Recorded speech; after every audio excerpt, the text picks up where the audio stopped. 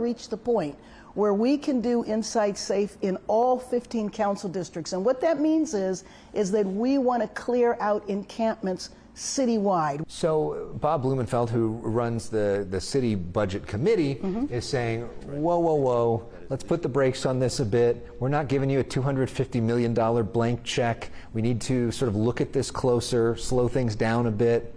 What do you say to that? Does he have a point that they should be able to check on this stuff? Well, first of all, the council has been involved 150% from day one. In other words, when we see an encampment, most of the time it's the council that has said, please help us deal with this encampment. And so that's where we go and why we go. And we are most certainly not asking for a blank check. I think in the beginning, the council wasn't sure exactly what the breakdown of the $250 million was, and so we've provided that. So we're in the process now of the dialogue. So we have worked very well over these last number of days.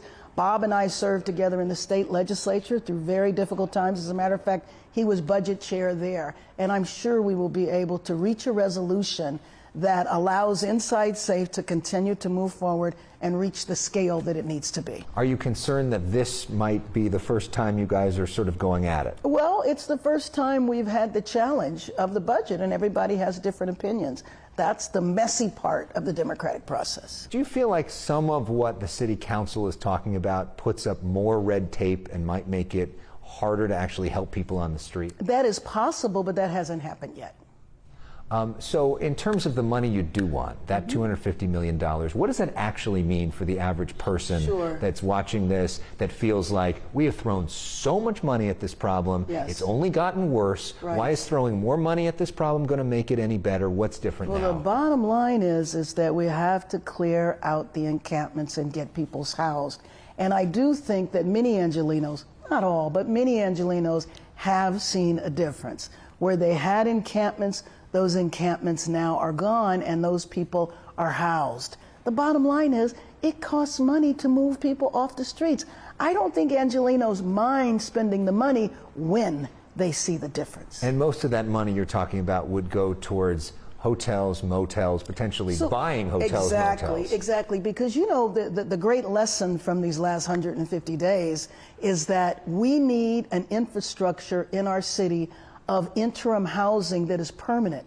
Doing what we're doing by renting motels is not sustainable long term, which is why we want to move to purchase motels and hotels, because the city is going to need a network so that people have no reason to be on the street. Well, you see, though, the situation, say, on like San Vicente Boulevard, and there's the encampment there, and a lot of the people say we're not getting help, and they're frustrated that you haven't done more. What do you say to them? I say stay tuned, and you will see a difference soon. But let me just tell you something. This is one of the things that has happened, is that if we announce the date that encampment is going to be cleared out, then we'll have twice the number of tents there.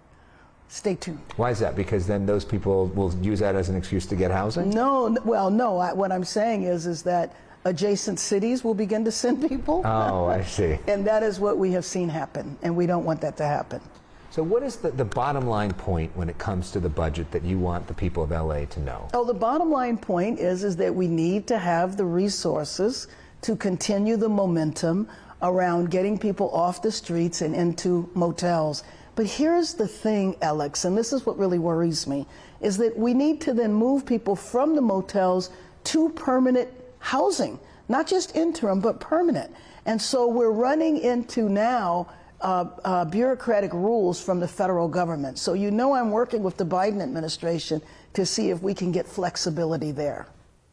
LA Mayor Karen Bass.